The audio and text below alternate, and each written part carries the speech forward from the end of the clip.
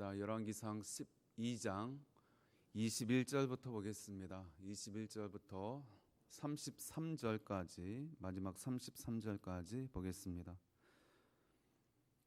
열왕기상 12장 21절부터 보겠습니다.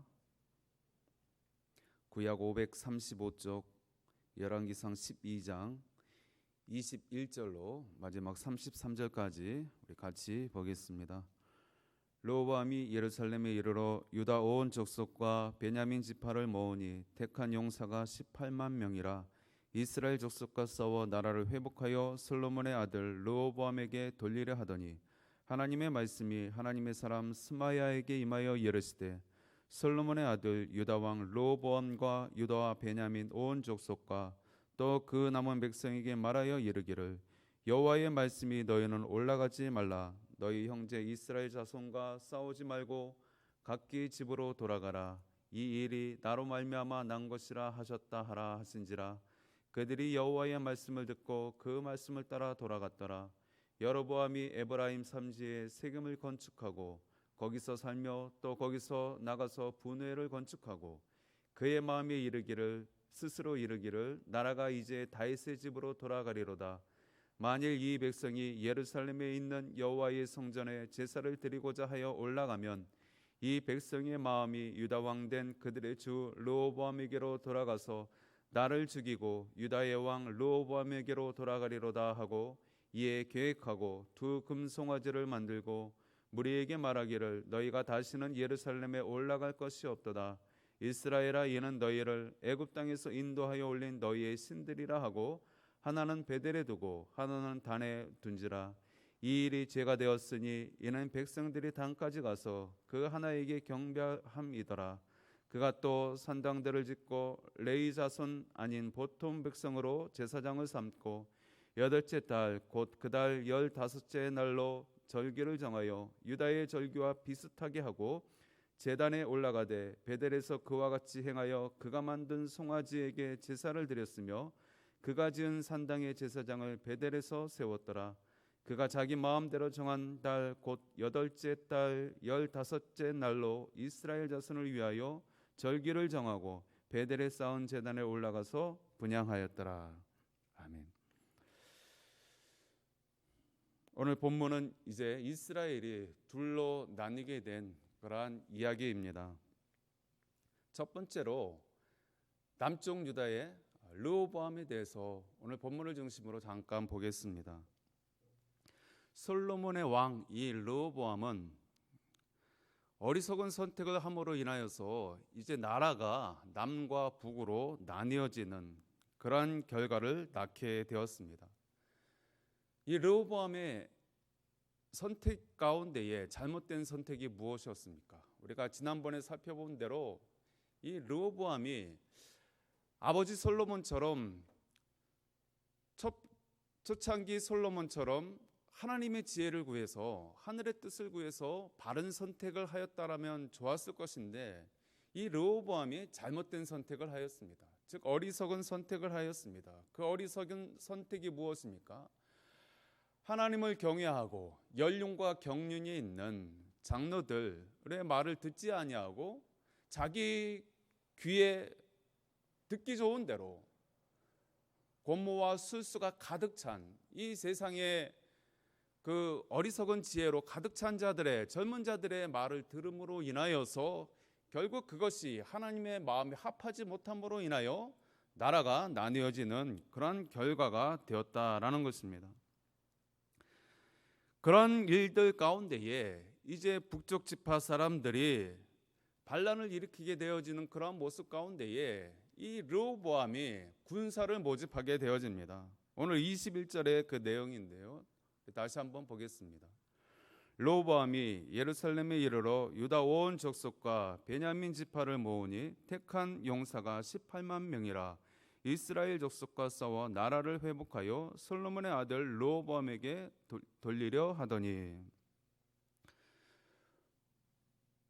오늘 르호보암이 나라가 이게 국론이 분열되어지고 또 생각이 나뉘어지고 또 이 북쪽 지파가 불만이 가득 찬 가운데에 이 나뉘어지는 그런 모습 가운데에 이 르호보암 왕이 이 북쪽 지파의 사람들을 제압하기 위하여 군사를 모집하였습니다. 그 군사의 수가 18만 명이라. 베냐민 지파와 유다 지파 사람들의 젊은 장정들을 불러 모아 봤더니 18만 명의 큰 군사력이었습니다. 그 군사력으로 힘으로 공권력을 가지고 이 북쪽 지파의 사람들을 제압하여서 계속해서 이 이스라엘을 하나로 유지하려고 하였던 것입니다. 그러할 때에 하나님께서 하나님의 선지자를 들어서 그 일을 막으셨습니다. 우리 24절이 그 내용입니다. 같이 다시 한번 보겠습니다. 여호와의 말씀이 너희는 올라가지 말라. 너희 형제 이스라엘 자손과 싸우지 말고 각기 집으로 돌아가라. 이 일이 나로 말미암아 난 것이라 하셨다 하라 하신지라. 그들이 여호와의 말씀을 듣고 그 말씀을 따라 돌아갔더라. 오늘 선지자 즉 스마야 선지자를 통하여서 하나님께서 이 르호보암에게 말씀하셨습니다. 싸우지 마라. 네 동족과 싸우지 마라. 그렇게 말씀을 하셨습니다. 이러할 때에 오늘 말씀해 보니 이 르호보암이 그 말에 순종하였다라고 하고 있습니다. 첫 번째 선택 기로에 있었을 때는 그의 귀가 가려운 대로 육체의 정욕, 안목의 정욕, 이생의 자랑 가운데에 자신의 욕망으로 그렇게 잘못된 선택을 하였던 이 르호보암이 정작 지금 하나님의 말씀이 임할 때에 그 말씀에 이 두 번째 선택의 기로에서는 자기의 욕심대로 행하지 아니하고 선지자의 말을 들었다라는 것입니다. 지혜로운 선택을 한 것이죠. 그의 생각은 무엇입니까? 지금 공권력을 가지고 군사의 힘을 가지고 북쪽 지파의 사람들을 제압하여서 억지로라도 이 하나로 유지하려고 하는 그러한 것이 자신의 뜻입니다. 그럴 때 하나님이 스마야 선지를 통하여 이 르호보암에게 말씀하실 때에 싸우지 마라. 그들과 전쟁하지 마라. 이렇게 말렸습니다. 하나님의 음성이 그에게 직접 들린 것도 아니고 선지자를 통하여 그에게 말씀하셨을 때 오늘 본문에 보니까 이 르호보암이 바른 선택을 한 것입니다. 천만다행이죠. 하나님의 음성이 들렸을 때 그가 처음에는 잘못된 선택으로 인하여서 잘못된 결과가 나아졌지만 두 번째 선택의 기로에서는 자기의 뜻, 자기의 그런 생각으로 따라가지 아니하고 하나님의 뜻을 발견하였을 때 그 뜻대로 행함으로 인하여서 이 전쟁을 막을 수 있었다라는 것입니다. 이러한 것이 결국은 하나님께서 그의 작은 믿음으로 보셨음을 우리가 볼 수가 있는 것입니다. 결국 이후에 이 남쪽 유다가 그나마 하나님의 신앙을 더 유지할 수 있었고 또 더 오래 이 나라가 버틸 수가 있었던 것을 보게 되어집니다. 첫 번째 선택은 잘못하였지만 두 번째 선택에서 하나님의 뜻을 구함으로 인하여 그 작은 믿음으로 인하여서 하나님께서 이 남유다를 긍휼히 여기시는 그런 모습을 보게 되어지는 것입니다.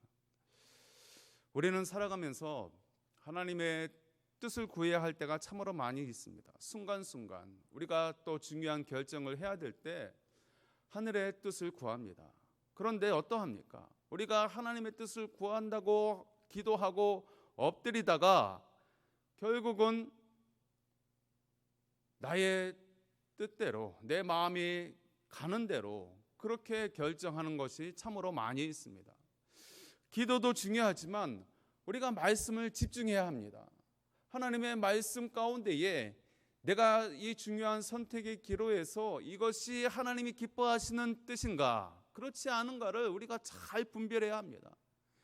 그렇지 않으면 우리가 실패할 수도 있고 또 낭망할 수도 있고 또 좌절할 수도 있는 것을 보게 되어집니다.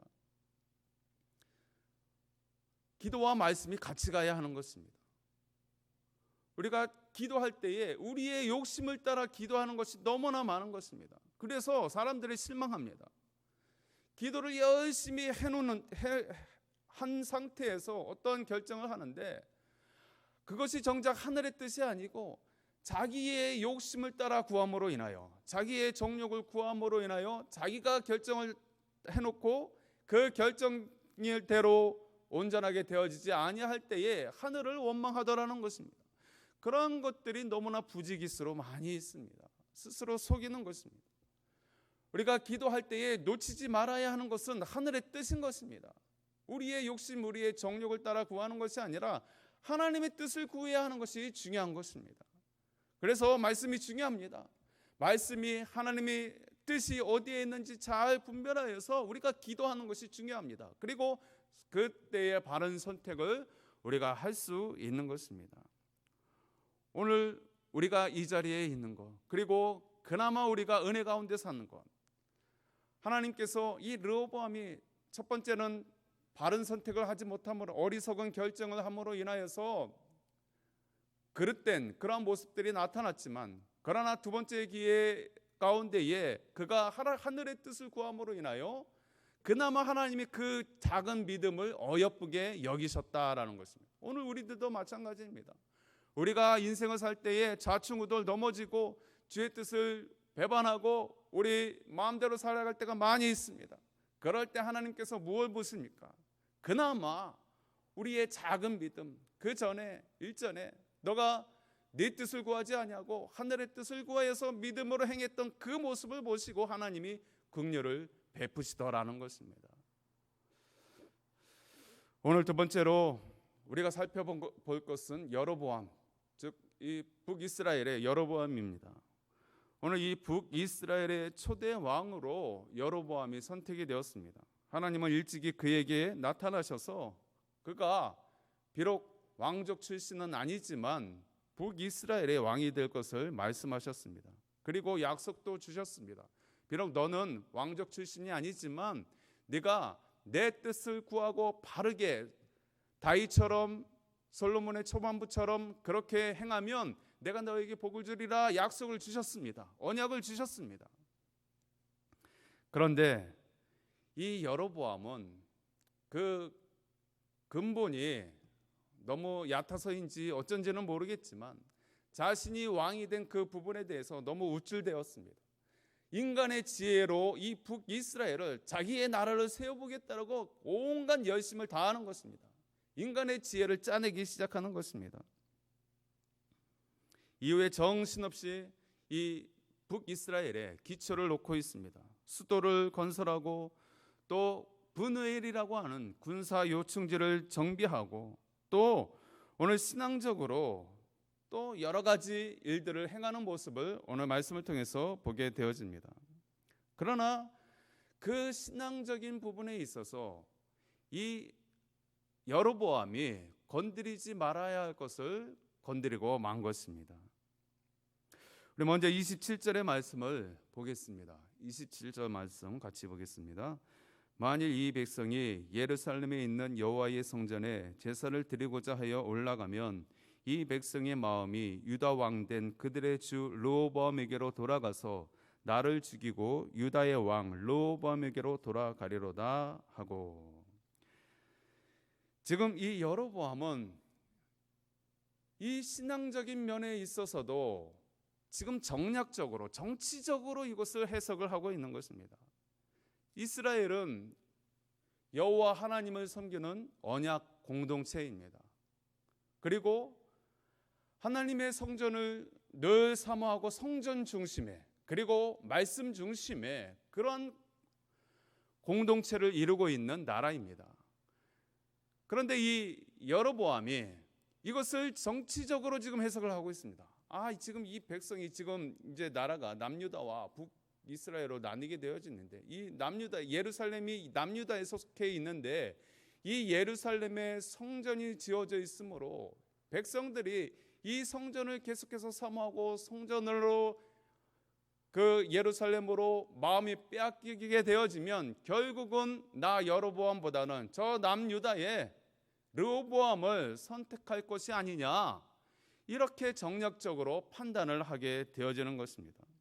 지금 이 여로보암이 가장 무서워하고 있는 것이 바로 여호와의 성전, 즉 예루살렘에 있는 이 여호와의 성전인 것입니다. 이 여로보암이 지금 이스라엘 백성들이 성전 중심의 신앙을 갖고 있다라는 것을 지금 두려워하고 있는 것입니다. 지금 북쪽에 다시 수도를 세우고 또 군사 요충지를 정비하고 또 나라의 기초 정비를 잘 세워놓고 있는데 이 북쪽의 이 자신의 백성이 지금 남유다의 예루살렘의 성전에 마음을 두고 있단 말입니다. 이것이 지금 그의 신경을 거스리고 있는 것입니다. 그래서 이것을 타개하기 위해서 그가 어리석은 인간적인 인본주의적인 그러한 일들을 하게 되어지는 것입니다. 그 일들이 어떤 일입니까? 28절 보겠습니다. 28절 이에 계획하고 두 금송아지를 만들고 무리에게 말하기를 너희가 다시는 예루살렘에 올라갈 것이 없도다. 이스라엘아 이는 너희를 애굽 땅에서 인도하여 올린 너희의 신들이라 하고. 이 말씀을 보면 어디에서 많이 본 구절인 것 같지 않습니까? 이스라엘 백성들이 출애굽하여서 이제 광야 생활을 하게 되어지는데 이 이스라엘의 지도자 모세가 시내산에 올라가서 내려올지를 모르고 있습니다. 너무 많은 길이 걸리자 이 백성들이 충동하여서 우리의 지도자 모세는 지금 산에 올라가서 내려올 줄 모르니 자 우리를 인도할 신을 만들자. 그래가지고 이 아론을 충동하여서 무엇을 만듭니까? 자신들의 금부치를 다 끌어모아가지고 금송아지를 만들고 그 금송아지를 일컬어 하나님이다. 우리를 애굽에서 인도해낸 하나님이다. 그렇게 하지 않습니까? 오늘 그 어리석은 선택을 어리석은 그 모습을 여로보암 왕이 똑같이 하고 있는 것입니다. 물론 이들이 이 여로보암이 송아지를 만들고 이것이 하나님이다 이렇게 하지는 않았습니다. 이것은 하나님이 우리와 함께 하시는 우리 조상들과 함께 하셨고 또 우리가 함께 하시는 그 하나님의 상징적인 모형이지 우리가 이 송아지 자체를 경배하는 것은 아니다. 이렇게 애써 애들르는 것입니다. 여러분 이것이 말이 됩니까? 여러분 아무 형상도 만들지 말라는 계명이 분명히 있습니다. 여기에 우리가 예수님의 거룩한 형상의 모습을 놓고 우리가 그것을 흠모하고 또 그 앞에서 기도하는 그런 모습 가운데 있다라고 한다면 그것이 하나님이 원하시는 모습이겠습니까? 아무리 변명을 하고 이것이 금송아지가 이 송아지가 하나님은 아니야. 그러나 이것이 상징적인 것이야. 그렇게 애써 애돌른다 하더라도 그것은 성경적으로 잘못된 것입니다. 하나님의 뜻이 아닙니다. 어떤 모양도 형상도 만들지 말라라고 계명에 말씀하신 것입니다. 그런데 그러한 어리석은 선택을 한 것입니다. 그러한 우상 단지를 만들어 놓고 그것을 또 어떻게 하고 있습니까? 이 여로보암이 지금 예루살렘 성전이 지어져 있음에도 불구하고 그 성전을 대체할 두 산당을 만드는 것입니다. 북쪽에 단이라고 하는 지역과 또 남쪽에 베델이라는 지역에 이제 높은 곳에 산당을 지어놓고 이 송아지를 한 마리씩 거기에 두는 것입니다. 자, 이제 너희가 애써 예루살렘으로 올라갈 필요가 없다. 우리의 산당에 여기에 하나님의 임재를 상징하는 비록 법궤는 아니지만 그 법궤를 대체할 만한 이 송아지가 있으니 하나님이 이곳에 있으니 이곳에서 예배를 드려라. 이것이 여로보암의 어리석은 모습이라는 것입니다. 그뿐만이 아니었습니다. 또 그들이 지키던 초막절 7월 15일을 8월 15일로 변경을 하게 되어지고 또 이 성전을 섬기는 레이지파만이 성전을 섬길 수가 있는데 이 레이지파 마음도 지금 예루살렘 성전에 있고 이 여로보암에 반하는 그런 모습 가운데 어떠한 일들을 합니까? 하나님은 분명히 레이지파에게 이 모든 성전 기구와 예배드리는 그 모든 것들을 주관하게 하셨는데 이 여로보암은 그들이 지금 자식의 뜻에 반하게 되어지는 그런 모습 가운데 다른 지파 사람들도 제사장 할 수 있다 이렇게 해버리는 것입니다. 얼마나 어리석은 모습입니까? 자, 여기에 애굽에서 인도한 그 하나님을 상징하는 그러한 신이 있다. 자, 여기에서 너희들은 예배할 수 있다. 여기 여호와의 임재가 있다. 자, 이제는 누구나 이 예배를 집도할 수 있고 또 하나님께로 인도할 수 있다. 지금 여로보암은 하나님의 말씀을 완전히 무시하고 자신이 지금 하나님의 중보자 역할을 하고 있고 자신이 지금 하나님의 말씀을 대체하고 있는 참으로 무섭고 두려운 일을 하고 있는 것입니다. 백성들은 그와 같은 모습 가운데에 그것을 따를 수밖에 없었고 그것을 좋게 여겼을 것입니다. 그래서 북쪽 사람들이 이것을 좋게 여김으로 인하여 그들이 이제는 더 이상 예루살렘 성전을 향하여 흠모하고 또 그것을 찾아가서 제사하고 예배하는 그런 모습이 아니라 지금 여로보암이 인위적으로 세우는 그 산당에 그리고 그 송아지 우상에 절하고 섬기는 그런 어리석은 모습을 하게 되어지는 것입니다. 왕의 잘못된 선택으로 인해서 전체 백성을 지금 타락하게 만드는 하나님의 뜻에 벗어나게 만드는 인간 편의적인 그러한 신앙으로 그렇게 전락시키고 많은 것을 보게 되어집니다. 그 결과는 참혹한 것입니다. 그 왕의 잘못된 선택으로 인하여 백성들이 편의 위주의 그러한 신앙으로 처음에는 그들이 여호와 중심의 신앙, 율법 중심의 신앙, 또 예루살렘 성전 중심의 그러한 신앙생활을 하였는데 이것을 한 어리석은 왕이 꼭 굳이 그렇게 모여야 되냐?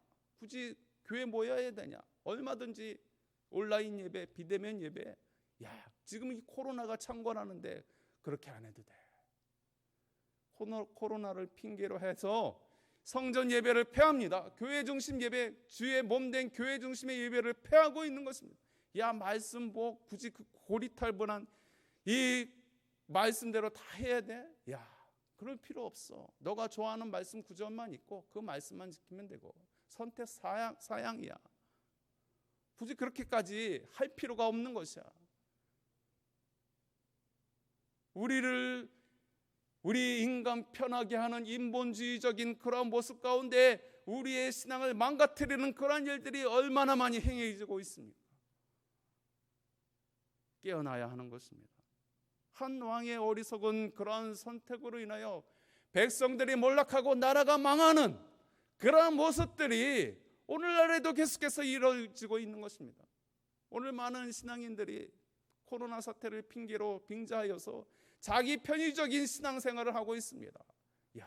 교회 매주일 안 가도 되고 내가 예배하고 싶은 내 마음이 허할 때 동영상 하나만 보면 되고 내가 좋아하는 선택된 목사님 설교 잠깐 들으면 되는 것이고 더 이상 성경 창세기서부터 요한계시록까지 그거 굳이 다 읽어봐야 하나? 잠깐 내가 필요할 때 말씀 보고 또 내가 지키고 싶으면 지키고 또 내 마음대로 살고 싶으면 내 마음대로 살면 되지.